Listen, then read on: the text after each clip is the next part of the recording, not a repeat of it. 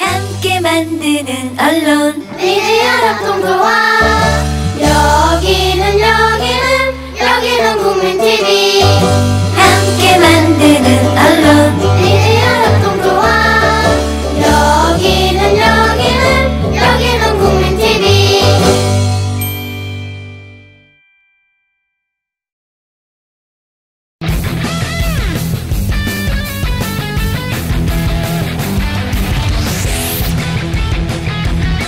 이용만 한국 정치. 시청자 여러분 안녕하십니까? 광주항쟁이 발생한 지 35주년이 됐습니다. 전두환 정권은 광주항쟁을 북한과 연관시키며 일부 좌경 용공 세력의 폭동으로 규정한 바 있습니다.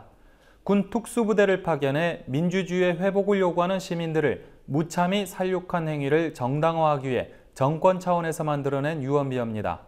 이 유언비어가 35년이 지난 요즘 다시 살아났습니다.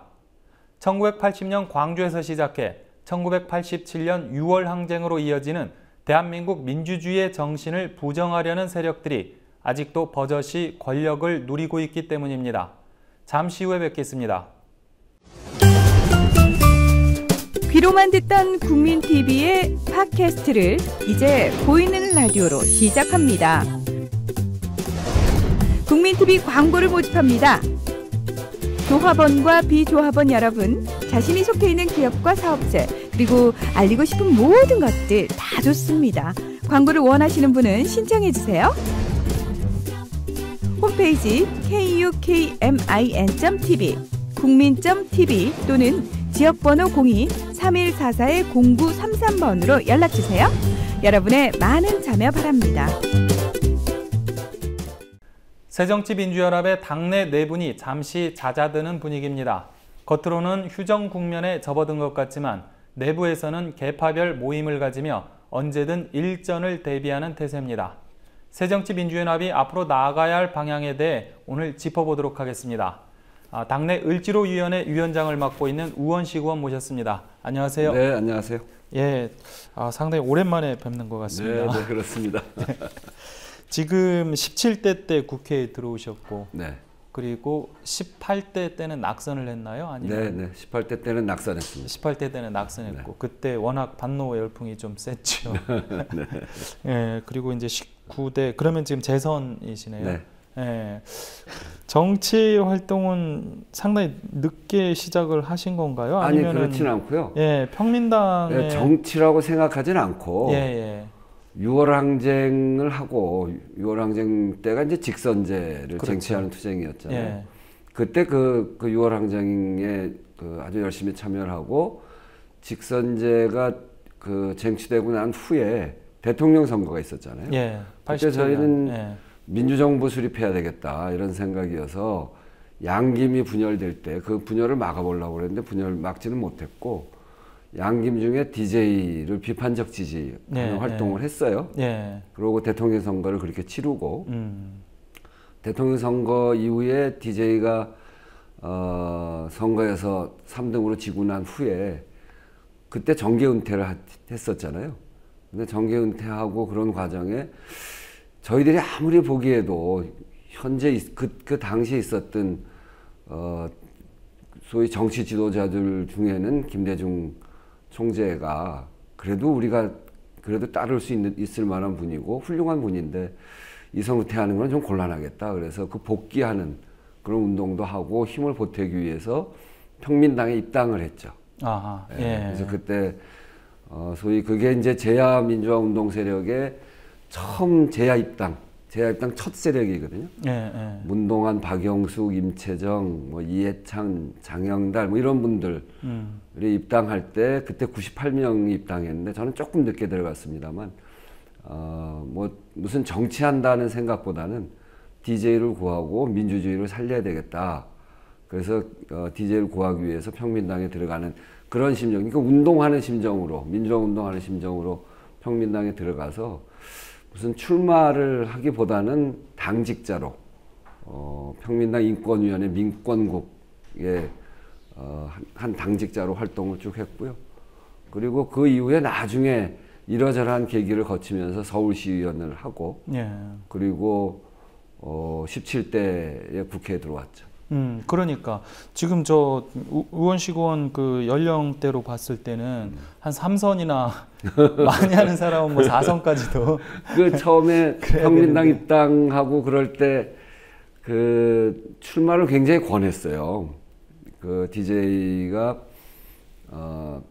굉장히 그때는 이제 김대중 선생이 어려울 때니까 제야 입당한 사람들 지분을 50% 줄 테니까 나가라 그럴 때거든요. 사실은 그때는 국회의원이 뭔지 잘 몰랐어요. 우리 집안에 국회의원 한 사람도 없었고 그래서 출마한다는 생각은 전혀 갖고 있지 않았었는데 만약에 그때 출마했으면 그게 13대니까 꽤 되는 거죠. 그렇죠. 네. 예, 예.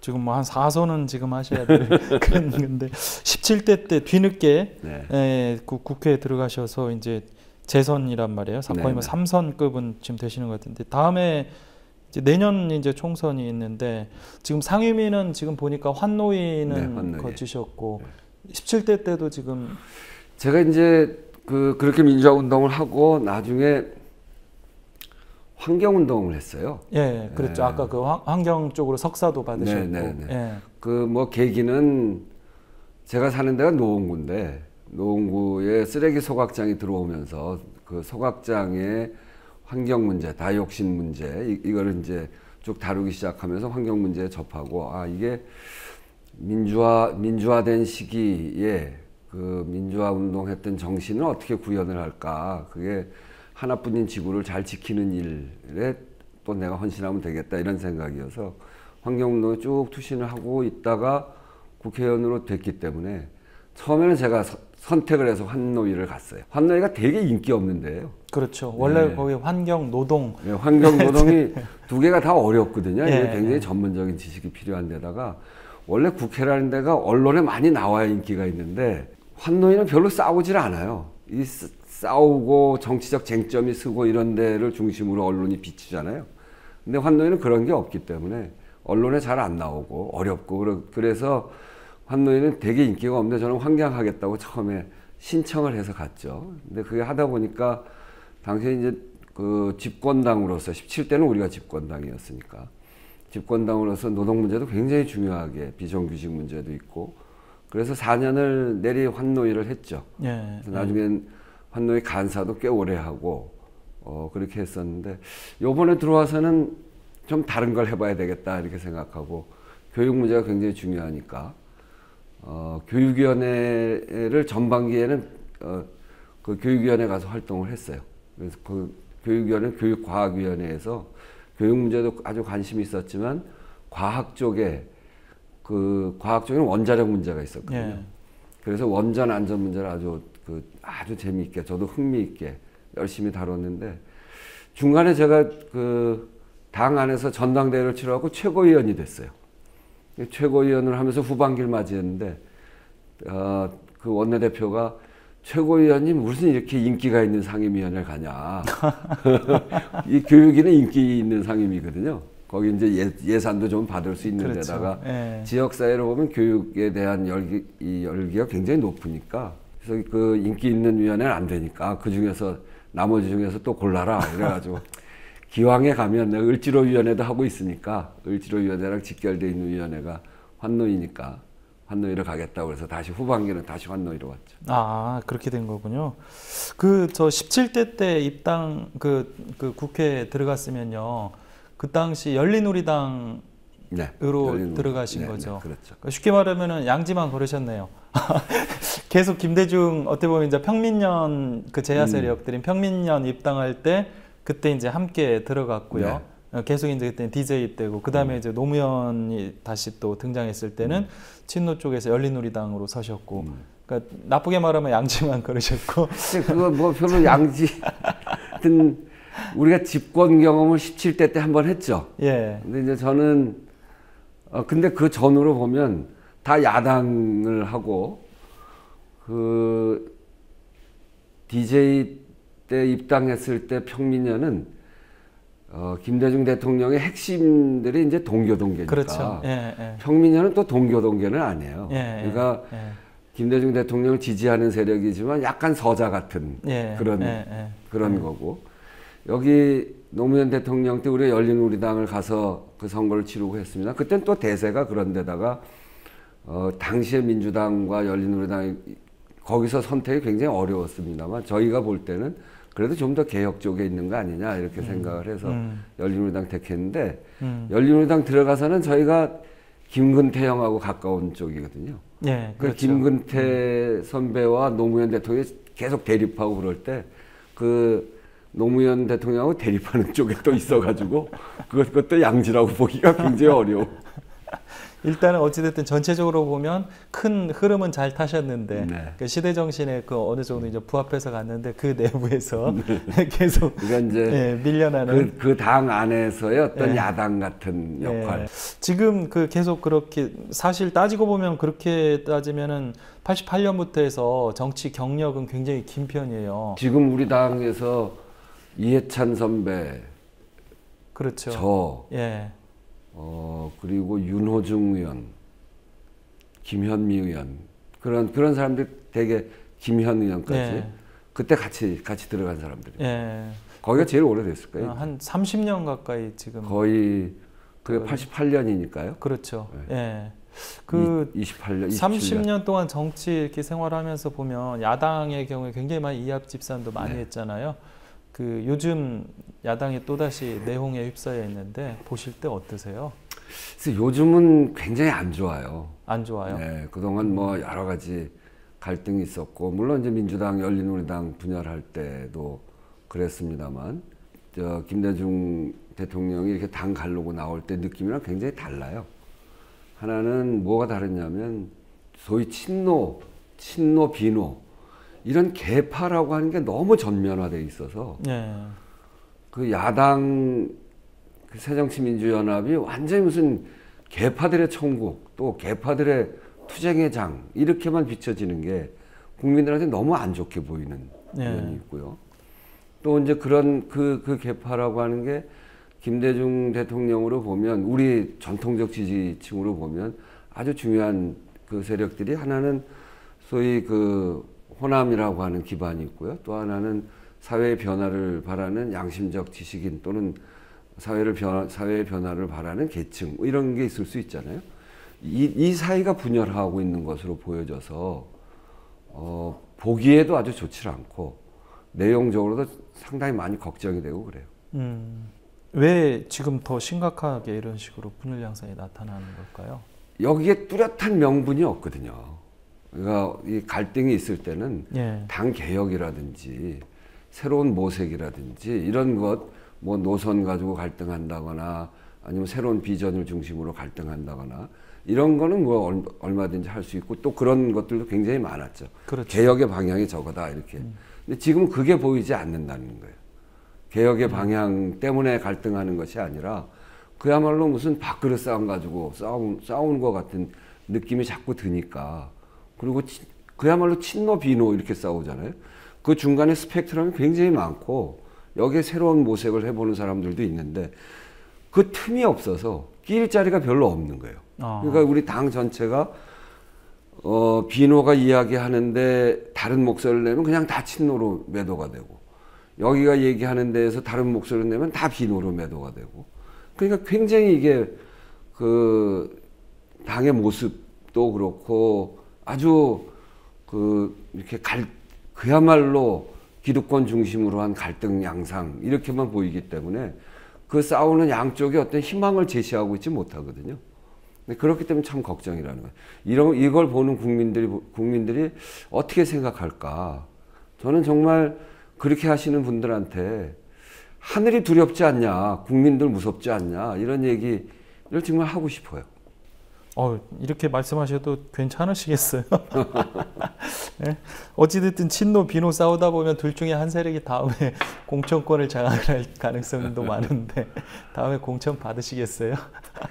그렇게 눈치 보면서 하면은 지금까지 벌써 못 받았습니다.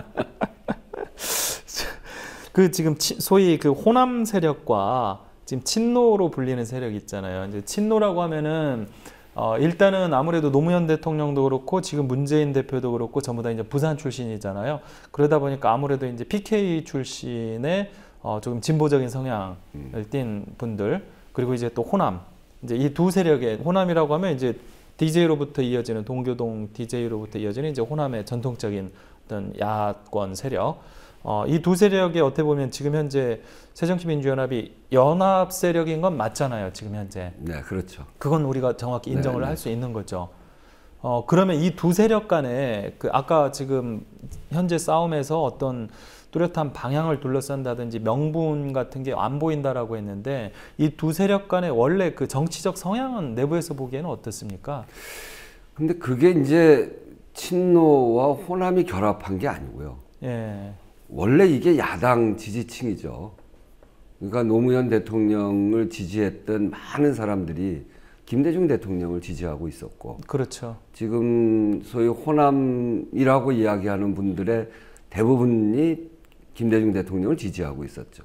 그러니까 김대중 대통령이나 노무현 대통령 때 보면 이게 다 한 덩어리였단 말이에요. 예. 근데 이제 거기에 그 과거에 민주당, 열린우리당이 갈라질 때 이제 그 갈등의 골 같은 게 패이기 시작했던 면이 있는데,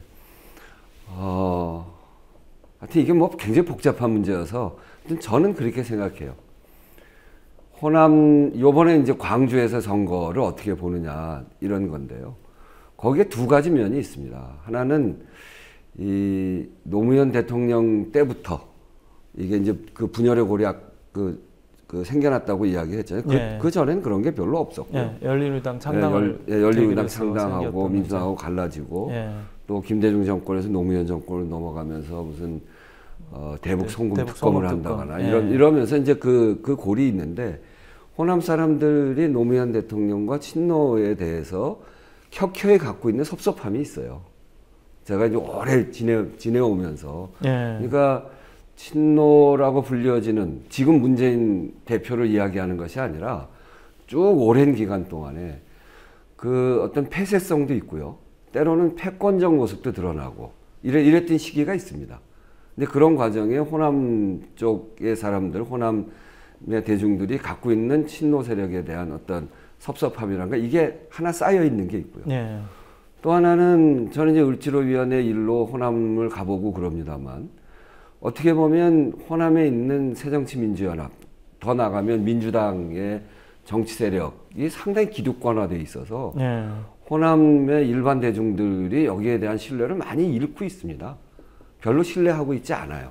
이게 이제 때로는 순천 같은 데는 이정현 지지로 나타나기도 하고, 또 지방자치선거를 해보면 무소속이 많이 당선되고 그러는 게 그런 이유거든요. 예. 이게 이번에 천정배 지지로 나타난 거죠. 그러니까 이런 양면이 있는데, 이게 어떻게 보면 양쪽이 하나의 깃발들만 들고 있는 거예요. 그러니까 소위 친노 기득권과 또 하나는 그 호남 기득권, 이런 것들에 대한 문제 제기로 광주에서 그런 선택을 했는데, 그것에 대해서 이거 통합적으로 보고 있지 못하다. 그리고 때로는 본인들의 기득권을 지키기 위해서 한쪽을 무시해버리고 자기 편리한 것만 쓰고 있는 양상이거든요. 그래서 저는 이 두 문제를 풀어나갈 수 있는 방법을 찾아내야 된다는 생각이에요. 그래서 저는 그 앞에 문제를 이야기하면 문재인 대표는 사실은 그분한테 지금 요번 이 광주 선거 패배를 가지고 친노 패권주의다 얘기하는 건 좀 과하다고 생각해요. 예. 공천 과정도 그렇고 그 선거를 주승용 최고위원이 맡아서 했거든요. 그리고 거기에 무리하게 사람을 심게 하지 말고 낙하산 공천을 하지 말고 그 경선을 통해서 뽑자, 이런 것 때문에 후보가 그렇게 결정이 됐거든요. 그거에 대해서 천정배 후보가 또 출마를 한 거고요. 그러니까 그거를 호남에 있는 세력들과 또 그 함께 책임져야 될 사람들이 함께 책임지지 않고 다 그걸 문재인 대표한테 친노 패권주의라고 이야기하는 거는 과도한 면이 있고, 그런 면이 한편 있습니다만, 문재인 대표는 본인이 좀 억울하다고 하더라도 과거에 쌓여왔던 호남 사람들의 친노에 대한 섭섭함, 이거를 어떻게 해결해 나갈 건지, 통합적으로 가기 위해서는 그런 문제를 해결하기 위해서 소위 읍참마속 같은 것도 필요할 수 있거든요. 그렇게 해서 정말 이런 과거의 어떤 적폐 이런 것들을 다 드러내고 정말 통합적으로 마음을 풀고 그렇게 갈 수 있는 기반을 만들어내야 되겠죠. 그 방금 말씀하신 거 굉장히 중요한 부분인 것 같아서 제가 다시 한번 좀 얘기를 드리면은요. 첫 번째로 지금 그 호남에서 전통적으로 그 격혀이 쌓여온 섭섭함이 있다라고 말씀하셨잖아요. 그게 결국은 열린 민주당을 깨고 열린우리당을 독자적으로 구성한 그게 네. 이제 하나가 있을 거고 그 이후에 그 노무현 대통령이 당시 대북송금 특검 이걸 본인이 하겠다라고 해서 야당이 주장하는 걸 예, 과반 그때 그 당시 과반 의석이었나요? 뭐 어찌됐든 본인 스스로가 하겠다라고 해서 결과적으로 이제 특검을 수용을 하고 5억 달러 대북 송금한 사실이 밝혀지고 뭐 그 곁가지로 당시 이제 박지원 의원이라든지 뭐 그 권노갑 전 고문이죠. 그분들이 그 뭐 돈을 받았던 사실들 이런 게 이제 드러나서 처벌이 된 게 있는데 이제 중요하게는 이제 그 문제죠. 1차적으로. 네, 뭐 그런 문제들이 있죠. 그 중에 이제 발언들도 있고 뭐 하나하나 일일이 열거하기는 적절하지 않습니다만 저는 이제 고향이 호남도 아니고 그리고 무슨 이 정당에 특별한 무슨 과거부터 무슨 내력이 있는 사람도 아니고 그야말로 호롤단신으로 이게 옳다고 생각해서 여기에 들어온 서울 출신의 사람으로 이렇게 볼 때 그리고 굉장히 오래 했잖아요. 오래 해오면서 그동안 이게 호남 사람들이 겪었던 마음고생이 있거든요. 그런 것들에 대한 이해가 있어야 된다는 거예요. 그 부분은 저는 좀 이해를 할 것 같습니다. 왜냐하면 저도 그때 열린우리당 시절에 제가 그 열린우리당을 정치부 기자로 출입을 해봤고 그 당시 이제 느꼈던 게 이게 PK 정권이다 이런 생각이 들더라고요. 그러니까 초반에는 그 노무현 대통령이 어떤 개혁을 주창을 하면서 적극적으로 이렇게 나섰기 때문에 또 그 당시 그래서 저 열린우리당이 2004년도 총선에서 이제 과반을 의석을 차지한 거 아니에요? 그런 것들이 배경이 됐는데 나중에 시간이 지나면서 보니까 그 당시에 이제 야당이었던 한나라당과 어떤 정책적인 차별성이라든지 이런 것도 찾아보기 어렵고 뭐 대연정을 하자라고 한다든지 그러니까 한나라당을 포용하려고 하는 정책들은 굉장히 많이 폈어요. 예를 들면 한미 FTA도 일종의 이제 그런 제가 봤을 땐 정책 중에 하나인데 그러면서 이제 자기 정책성 같은 건 없어지고 대신에 오히려 이제 그 당시 이제 호남 쪽으로부터도 어떻게 보면은 홀대를 받는 그러니까 대북송금 특검이라든지 열린우리당 창당을 통해서 민주당이랑 갈라졌기 때문에 호남 쪽으로부터도 약간 홀대를 받는 이런 상황이 되다 보니까 노무현 대통령이 이제 자기 지지층 쉽게 말해 이제 PK 쪽 출신들 인사들 위주로 이렇게 많이 움직이는 국정을 운영하는 모습들을 보면서 저도 이건 좀 뭔가 좀 이상하다 그런 느낌을 그 당시 받은 적이 그래서 있었거든요. 그 이제 과거 얘기를 꺼내는 거는 문재인 대표를 보고 친노 패권주의다 이번 대표되고 나서 한 여러 가지 행보에 대해서 친노 패권주의라고 공격하는 건 저 옳지 않다고 생각합니다. 그렇게 한 게 별로 없어요. 당직 인선 문제도 그렇고 이번 공천 과정도 그렇고 그렇게 한 게 별로 없거든요. 근데 그 얘기가 친노 패권주의라고 공격하는 게 사람들한테 뭐 그럴 수 있지 이렇게 느껴지는 거는 과거에 있었던 친노라고 그 통칭되어지는 분들 중에 권력을 폐쇄적으로 운영하고 패권적인 모습이 있었고 그리고 그런 과정에 호남 사람들이 겪었던 섭섭함이 쌓여있던 거를 이번 그 일로 해서 자극이 된 겁니다. 그래서 그 문제에 대해서 쉽게 그렇지 뭐 이렇게 사실은 그런 이 문재인 대표한테 그렇게 얘기하기에 그렇게 그렇다라고 하기에는 문재인 대표가 굉장히 억울한데 그 전에 있었던 일들이 자극되어져서 친노에게 그런 공격이 일정하게 이렇게 국민들한테 설득력 있게 전해지는 거거든요. 그래서 그 문제에 대해서는 친노 쪽의 분들이 잘 검토해 봐야 되는 문제입니다. 앞으로 이게 분열하면 안 되지 않습니까? 분열하면 다 공멸인데 그렇게 되면 그야말로 이 수구 기득권 세력의 장기 집권으로 들어갈 거예요. 그렇기 때문에 친노라고 불려지는 분들한테 그 문제를 잘 검토해야 되고 또 한편으로는 이걸 그렇게 공격하는 분들에 대해서 호남 사람들이 정말 그 사람들을 호남의 대표라고 생각하는가? 저는 그렇게 보지 않아요. 호남이 굉장히 변화를 요구하고 있는 거고 그동안 호남에 우리 쪽의 정치 세력이 기득권화돼 있다라고 하는 것 때문에 여러 가지 다른 선택을 모색할 수밖에 없는 그런 호남 사람들의 이 고민 이런 것도 잘 봐야 됩니다. 그래서 두 가지를 다 이번에 이렇게 전면화되어 있는 판이라고 한다면 이런 것들을 제대로 해결할 수 있는 그런 지혜 같은 게 필요하고 저는 뭐 그렇다고 봅니다. 예. 근데 두 번째 말씀하신 것 관련해서 방금요, 그 민주당의 그 과거 호남 세력들이 이제 많이 기득권화돼 있고 여기에 대해서 그 호남 주민들이 약간의 염증 같은 걸 느끼는 것도 사실이잖아요. 네.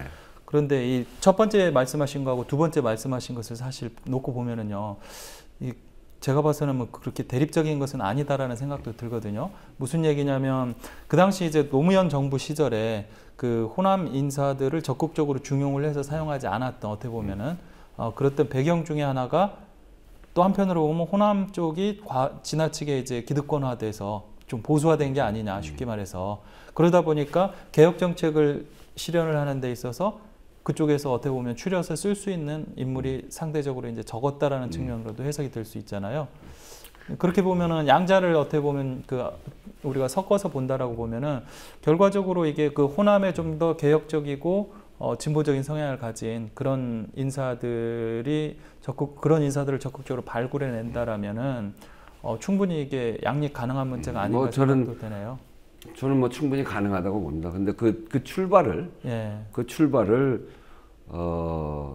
지금 이제 그래도 당의 중심으로 서 있는 분들이 본인들의 읍참마속으로부터 시작해야 된다 이렇게 봐요. 예, 그 출발은 그렇게 해야 된다는 거죠. 저도 뭐 그 부분은 상당히 동의하는 바가 있습니다. 예를 들어 뭐 정동영 전 의원이 욕은 많이 얻어먹고 있지만 사실 그 참여정부 때 어찌됐든 자기 행태에 대해서 정치적인 행태에 대해서 이제 반성문을 썼던 사람은 유일한 사람이거든요. 네. 그리고 또 참여정부가 뭐 개혁을 한 것도 많이 있지만 또 나쁜 영향을 준 것도 많잖아요.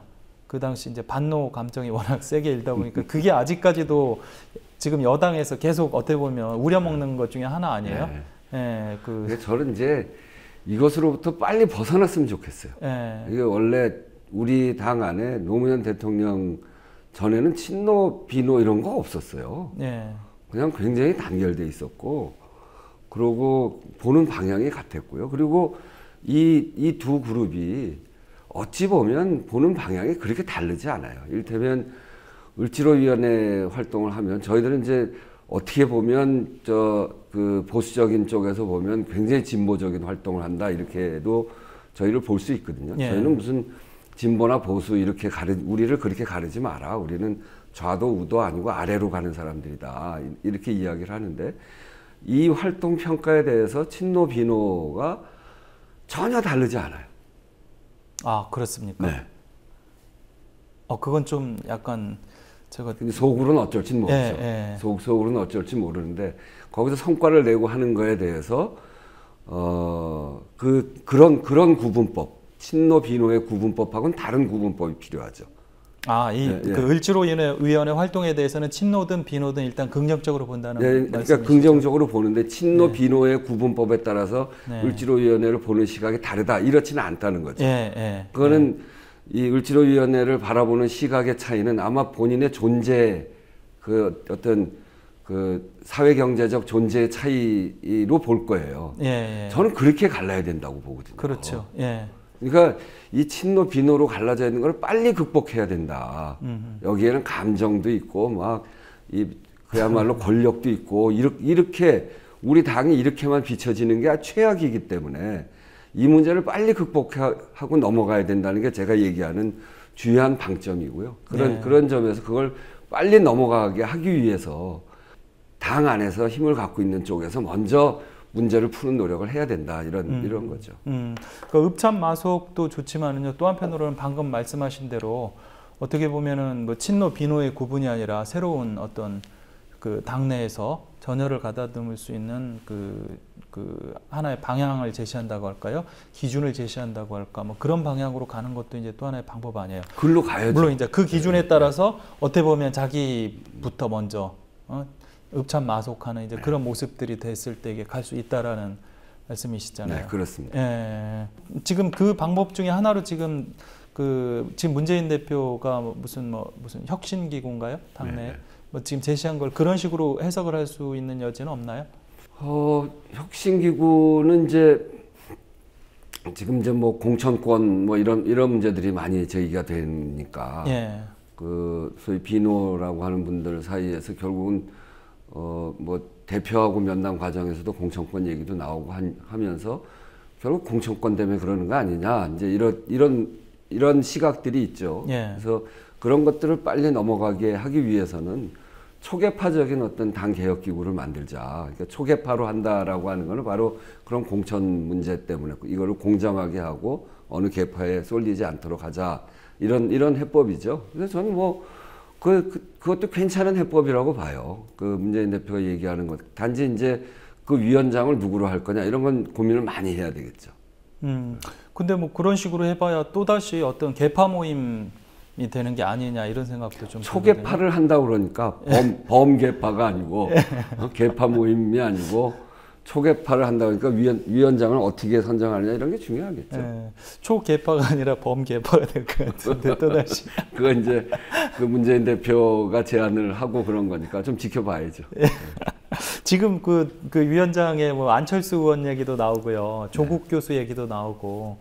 또 뭐 김부겸 전 의원 얘기도 나오고 여러 분 얘기가 나오는 것 같더라고요. 네. 초계파의 성격에 제일 맞는 분이 하면 되겠죠. 그 세 분 정도면 괜찮을까요? 아님 글쎄 뭐 다 괜찮죠. 지금 잠시 어찌됐든 이제 이 혁신기구를 만들자 이래가지고 잠깐 조용한 것 같은데 그럼에도 불구하고 뭐 아직은 잘 정리는 안 된 것 같아요. 언제든지 지금 다시 타오를 것 같은. 네, 뭐 그럴 수 있습니다만 그러지 않기를 바라야죠. 근데 사실 방금 말씀하신 그런 문제들이 있다라면은 빨리 정리하는 게 좋지 않나요? 네, 빨리 정리해야 돼요. 내년 총선을 앞두고서 또 다시 이런 문제가 불거진다면 그때는 이제 수습할 기회조차도 없는 거예요. 그러면 안 되죠. 그러면 안 되죠. 완전히 넘어갈 것 같은데 그렇게 되면. 지금 새정치민주연합 하는 사람들도 요번 이 4개의 선거, 재보궐선거 끝나고 나서 최고위원회 모습에서부터 지금까지 정말 아주 저희들이 볼 때 죽을 지경입니다. 부끄럽고 국민들 앞에 나서기도 힘들고 저도 지역에서 꽤 열심히 하는 사람인데 정말 동네 나가기 싫을 정도가 됐어요. 제가 굉장히 참담하게 선거에서 질 때도 있고 여러 경우를 많이 겪었습니다만 이렇게 부끄러웠던 적은 없어요. 그러니까 이게 이렇게 조금 더 가면 당 내부에서 아주 정말 그 사단이 날 거예요. 친노 비노 그 정말 몇 사람이나 됩니까? 당 전체를 그렇게 수습을 못하고 갈등으로 몰아가고 이건 용납이 안 되죠. 정말 국민이 두렵지 않냐 이렇게 되는 거여서 더 이상 갈등이 유지되면 안 된다. 제발 싸우지 말고 국민들이 정말 아파서 쓰러지고 있는데 지금 먹고 살기 어려워서 이게 그 일부 몇 사람이 아니라 1,000만 명에 달하는 비정규직 그리고 600만에 달하는 자영업자가 정말 매일매일 죽거든요. 이런 사람들이 거의 그 노예적 삶으로 지금 가고 있는데 그런 국민들 앞에서 친노니 비노니 가르고 싸우고 문제를 해결하지도 못하고 수습도 안 되고 이거는 있을 수 없는 일입니다. 이거는 저 책임 있게 정치하는 사람으로서 더 이상 이런 상황을 더 이상 유지해서는 안 된다. 하여튼 이게 심상치 않은 국면입니다. 심상치 않은. 지금 친노 비노 이야기하는 분들 당 안에서 그래도 그런 계파를 만들어서 하는 분들인데 이렇게 더 가면 다른 움직임이 아주 세게 생겨날 수도 있고요. 근데 그게 문제가 아니라 국민들이 볼 때 이렇게 하면 회복 불가능한 세력이 되기 때문에 이건 정말 수구 기득권 세력들한테 장기 집권의 길을 열어주는 그런 상황이 되기 때문에 어떤 양보를 해서라도 이거는 빨리 수습돼야 된다 이런 생각이에요. 저는 그 얘기를 참 많이 최근에 하고 있는데 그 새정치민주연합이 좀 지나치게 과거에 의존하고 있지 않느냐 이런 생각을 좀 하거든요. 예를 들어서 이번에 선거를 하기 전후에 무슨 동교동계가 뭐 새로 등장을 한다든지 그리고 또 뭐 지금 친노 패권주의 이야기를 하고 결국 이게 이제 DJ와 노무현 두 사람의 그 좋았던 옛날 시절을 가지고서 계속 우려먹는 이런 형태가 아니냐. 지금 새정치민주연합은 오히려 이제 다른 길로 이제 DJ와 노무현을 다 뛰어넘어서 그분들이 물론 공적도 많습니다. 하지만 또 과오도 있습니다. 네. 그렇기 때문에 공적과 과오를 우리가 명확하게 잘 살펴보고 공적은 계승을 하고 뭐 과오는 다시 수정을 해서 새로운 길을 나갈 수 있는 그런 그 대안들을 내놓고 이런 식으로 가야 되지 않느냐라는 생각을 하거든요. 네. 그래서 뭐 그 김대중 대통령이 최초의 정권 교체를 했고요. 그 어마어마한 그렇죠. 우리 역사의 공적이죠. 예. 그리고 그 햇볕 정책을 통해서 평화 통일에 대한 가능성을 열어놓으신 분이고 예. IMF 극복하고 그래서 굉장히 위대하신 지도자입니다. 노무현 대통령은 지역주의를 극복하고 권위주의 청산하는 그 시대에 맞는 굉장한 역할을 했죠. 그렇죠. 그리고 예. 국가 균형 발전이라고 하는 우리 사회 큰 아젠다를 던졌고요. 그래서 그런 점에 대해서는 본받아야 되지만 그 10년 동안 우리가 잘못한 게 IMF라고 하는 소위 세계화, 신자유주의 물결 이런 그런 엄청난 우리에 대한 도전에 대해서 응전을 제대로 못했어요. 새로운 방향을 찾지 못했습니다. 그게 비정규직을 양산시키고 공공성이 무너지고 그리고 결국은 이 내수가 침체해서 중산층이 무너지고 서민들이 쓰러져가는 지금의 양상으로 온 거거든요. 결국은 그러면서 무슨 문제가 생겼냐면 민주정부 수립하자 이럴 때 제가 우리 87년 6월 항쟁 때 명동 성당에서 막 시위하고 그러다가 쫓겨서 남대문 시장 들어갔는데 남대문 시장 아줌마들이 다 닦아주고 그랬어요. 숨겨주고 닦아주고 그러면서 니네들이 잘해야 세상이 바뀐다 이렇게 얘기를 했어요. 나중에 제가 국회의원 돼서 17대 때 서울시장 선거 때 밤에 그 시장 후보를 모시고 그 남대문 시장을 갔어요. 그 길을 가는데 뒤에서 야 니네들 무슨 낯짝으로 왔냐 여기에. 정권 교체해서 니네들 잘 먹고 잘 살았지 우리는 나아진 게 하나도 없다. 더 어렵게 됐어. 그 얘기 듣고 야 이게 아주 등골이 오싹하더라고요. 그 얘기는 뭐냐면 우리가 얘기했던 민주주의, 소위 정치적 민주주의를 우리는 이야기했는데 그분들은 그 민주주의를 통해서 세상을 바꿔서 서민들이 잘 사는 세상을 만들어 달라는 거였거든요. 두 분 대통령 10년 동안 정치적 민주주의는 상당한 진전을 했습니다. 근데 서민들 먹고 사는 건 하나도 진전이 안 됐어요. 오히려 양극화가 심해지고 비정규직이 늘어나고 서민들 더 어렵게 됐습니다. 이러면서 그 10년을 거치면서 정치적 민주주의와 경제적 민주주의가 분리돼 버린 겁니다. 이게 실질적 민주주의가 안 된 거거든요. 그때 어떤 그 정치하는 우리 안에 국회의원 중에 한 사람은 이미 민주주의는 완성 단계에 들어왔기 때문에 후퇴하지 않는다. 이렇게 얘기를 했어요. 후퇴하지 않습니까? 국민들의 먹고 사는 문제, 이 대기업 재벌들에 맞서서 서민들의 먹고 사는 문제, 소위 경제 민주화를 확보하지 못한 상태의 정치적 민주주의라는 게 얼마나 사상두각이에요. 민주정부 10년 동안 너무너무 잘못한 것은 정치적 민주주의를 주장했던 사람들이 서민들의 먹고 사는 문제, 최소한 그 IMF라고 하는 큰 도전이 너무너무 커서 해결을 못했다고 하더라도 분명하게 저 사람들은 서민을 위한 세력이야. 이런 각인도 못 만들어낸 거거든요. 그래서 지금 국정원 그 댓글 같은 이런 민주주의가 후퇴하고 엄청난 부정이 생기는데도 국민들이 걸기하지 않는 이유가 바로 그겁니다. 나 먹고 사는 문제와 관계없다는 거거든요. 옛날에는 박종철 열사가 돌아가고 그렇게 고문치사 당하고 그러면 국민들이 걸기하지 않습니까? 민주주의가 돼야 우리 서민들의 삶도 나아진다고 생각하고 그걸 한 덩어리라고 봤는데 지금은 한 덩어리라고 안 보는 겁니다. 나 먹고 사는 거와 관계없어. 이거를 우리 민주정부 10년이 만든 거거든요. 지금 시대적 과제는 여기에 있습니다. 이게 김대중, 노무현 두 분의 업적을 토대로 해서 그 다음 길로 가는 거예요. 우리의 과제입니다. 근데 맨날 친거 비노하고 싸우면 어떡하자는 겁니까? 지금 말씀하신 대로 그 두 분의 업적을 토대로 해서 두 분을 넘어서야 돼요. 그래서 정말 눈물을 흘리는 국민 곁으로 가서 그분들의 문제를 해결하는, 우리가 야당이기 때문에 해결을 못해요. 을지로위원회 저희 열심히 합니다만 현장에서 만들어 놓은 법들 통과하기 너무너무 어렵습니다.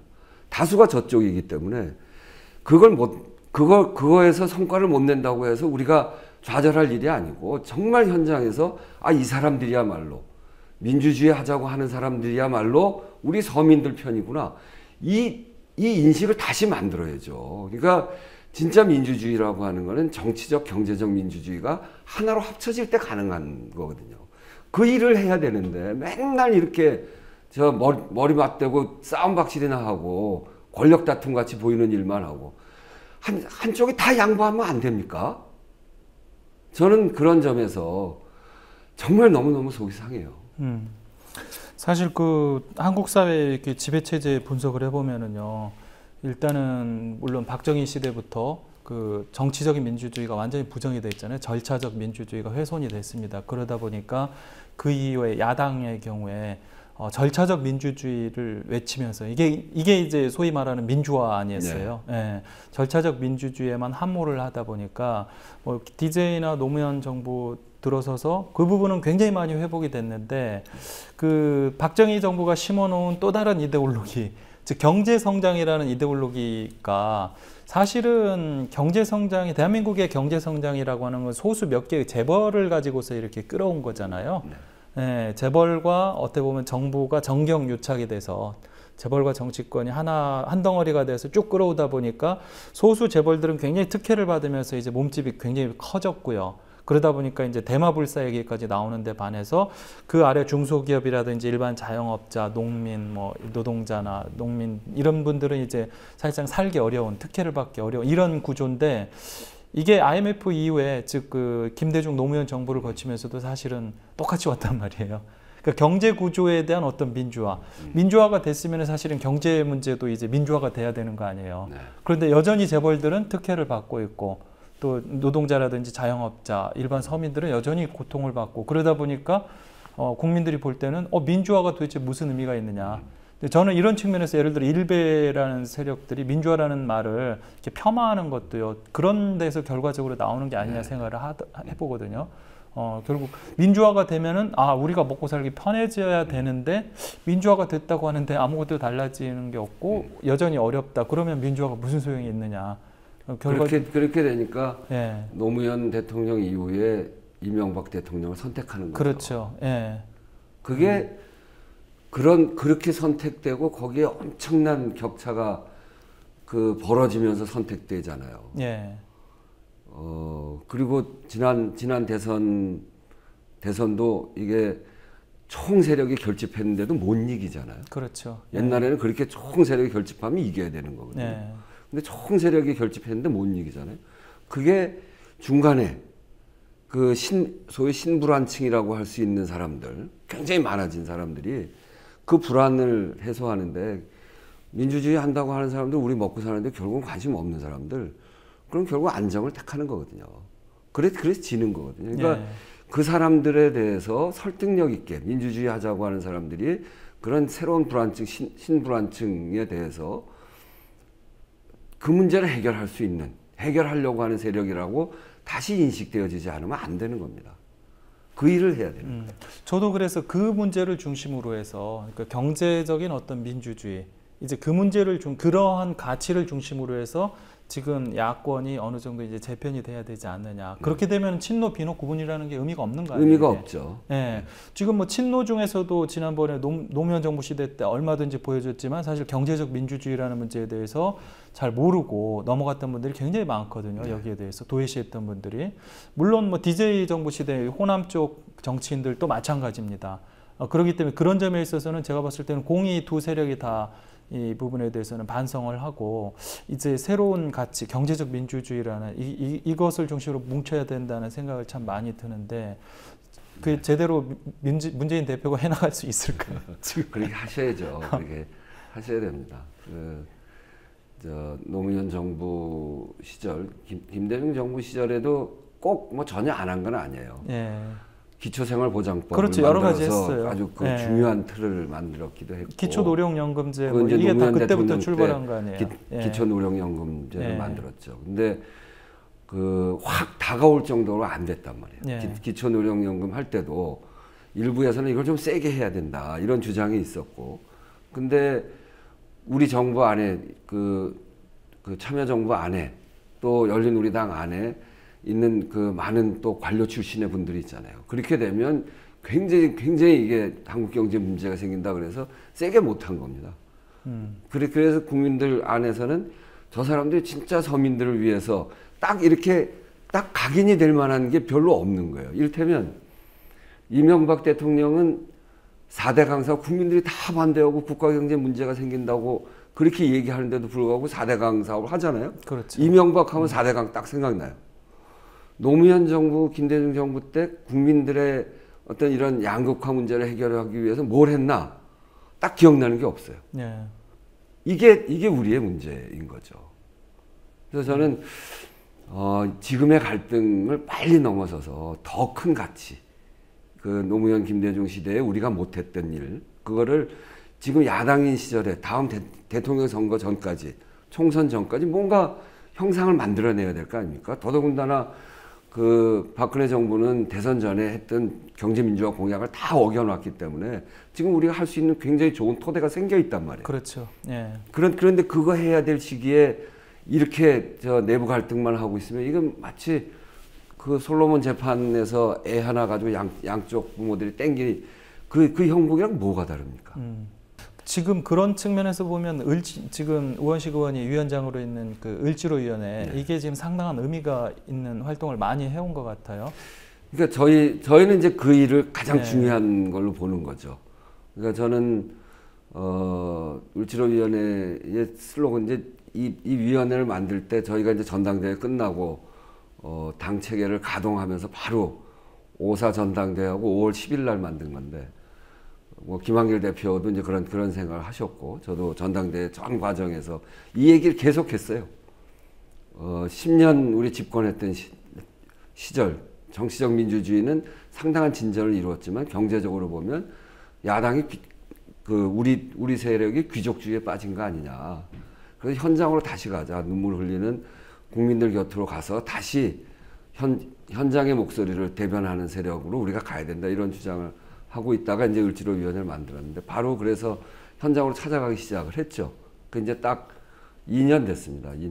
그때 마침 남양유업 사태가 일어나서 이 갑의 횡포, 을의 눈물 이게 이제 시대적으로 쫙 그 문제 제기가 되면서 그렇죠. 예. 지금 현장은 을의 눈물이 현장이구나 이렇게 해서 그 을의 현장을 찾아다니면서 남양유업도 가고 쭉 지금 2년 동안 했는데. 저희들이 그동안 쭉 일정을 소화한 거, 뭐 기자회견, 현장 방문, 토론회, 사례 발표회, 뭐 이런 걸 다 합쳐서 보니까 2년 동안 737회의 일정을 했더라고요. 아, 예. 그 하루에 거의 한 건씩은 한 셈이네요. 네, 그렇죠. 1년 365일이니까. 하루에 뭐 토요일, 일요일까지를 포함해서 예. 그렇게 하고 하루에 뭐 두세 군데 다닌 적도 있고. 그 얘기는 뭐냐면 이제 언론 별로 신경 안 쓴다 이런 거죠.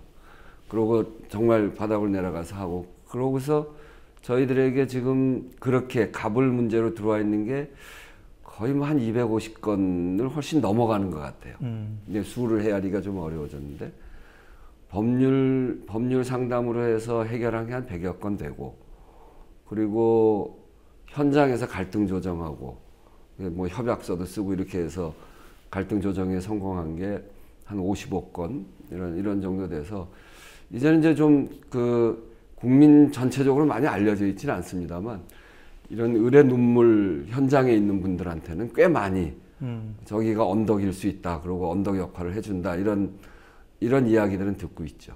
그런데 당에서 조금만 여기다가 힘을 실어준다면 훨씬 많이 알려질 수도 있을 텐데 당에서 지원이 그렇게 제가 봤을 때 신통치 않은 것 같아요.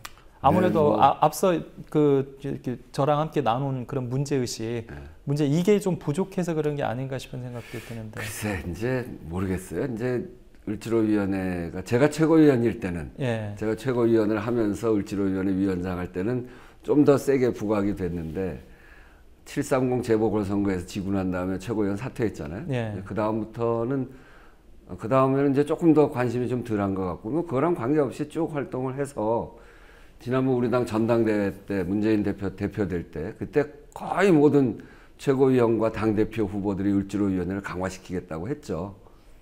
그러면서 이제 당원 당규를 바꿔가지고 특별위원회로 돼 있던 거를 상설위원회로 바꿨어요. 그 차이는 그렇죠. 뭐냐면 특별위원회는 어떤 사안을 중심으로 해서 이제 임시적으로 만드는 건데 그게 2년 동안 계속 되니까 그게 특별 사안이 아니라 그리고 이 가불 문제가 계속 생기는 문제니까. 그렇죠. 그리고 그 문제를 계속 다루고 있고 상당한 성과가 있으니까 이거를 이제는 상설위원회, 상설적인 문제로 하자 이렇게 바꿨는데 그렇게 되면 뭐가 되냐면 전국 시도당의 을지로위원회를 구성할 수가 있습니다.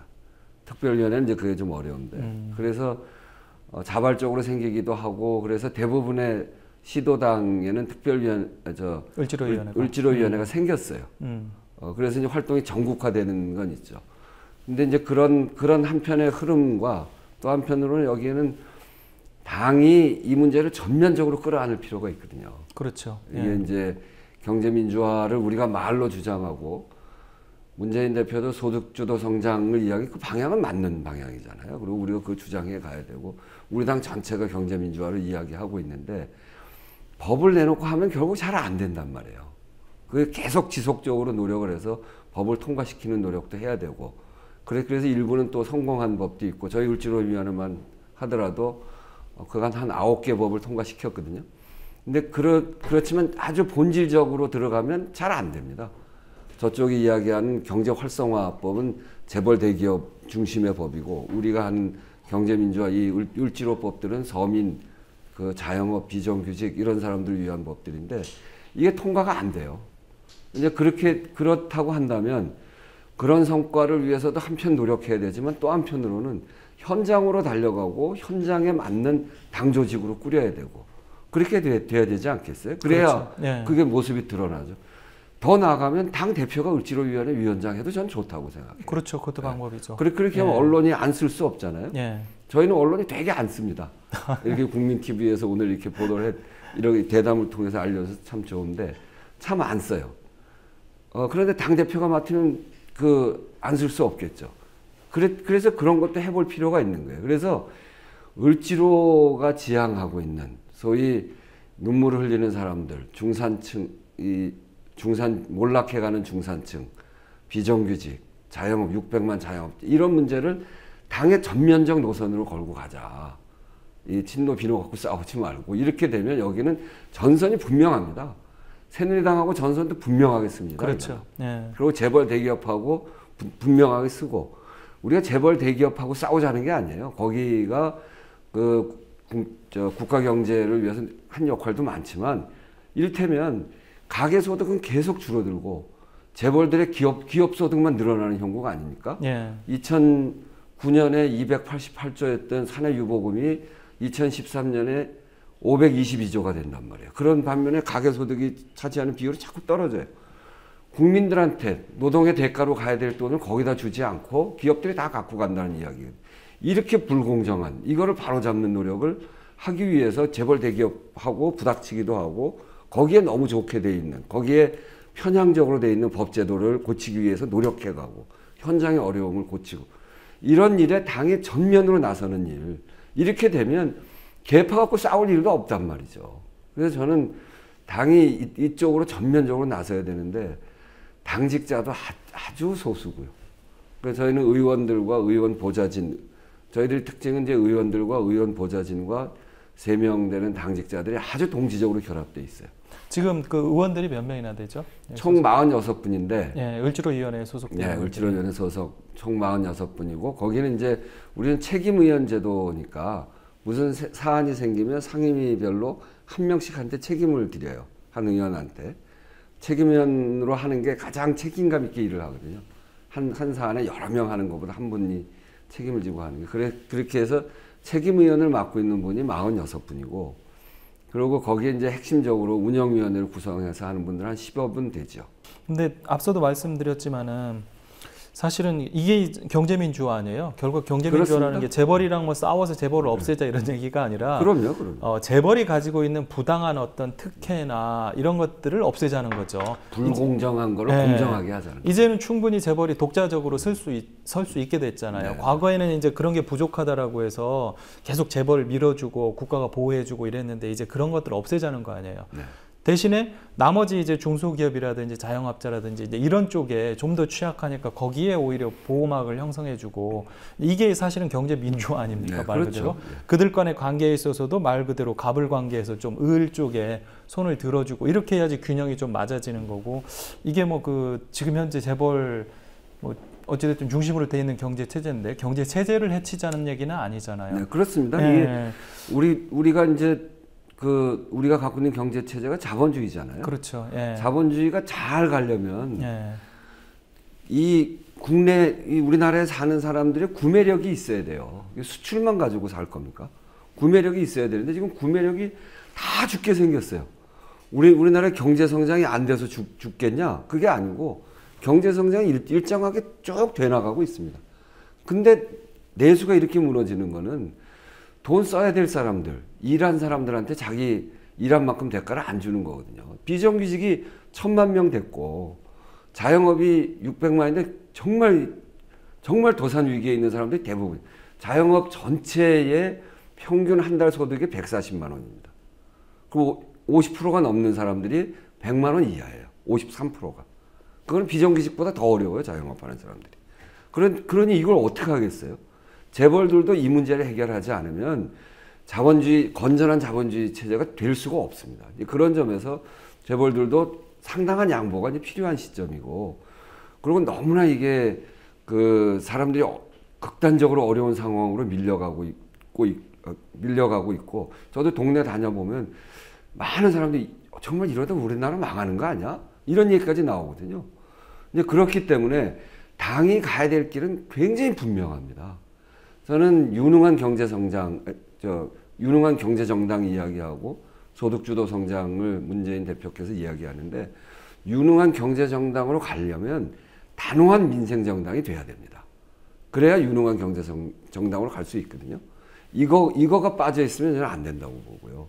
소득주도 성장은 말로 되는 게 아니고 현장으로 가서 싸워야 된다고 봐요.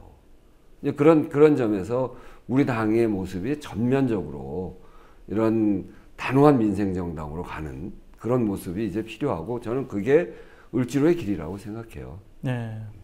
아이고, 고맙습니다.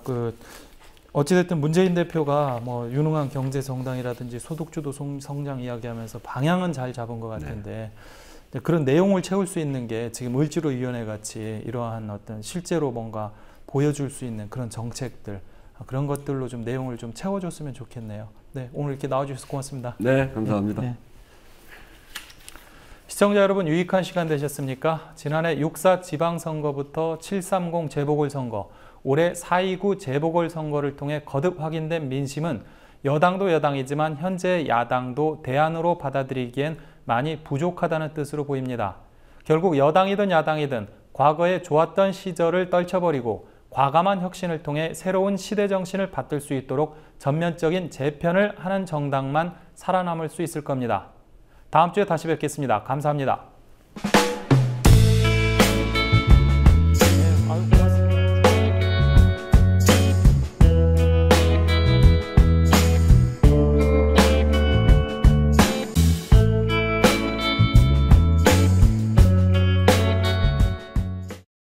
우리는 국민TV 조합원. 보기만 해도 힘이 나는 조합원. 다 함께 만나볼까요?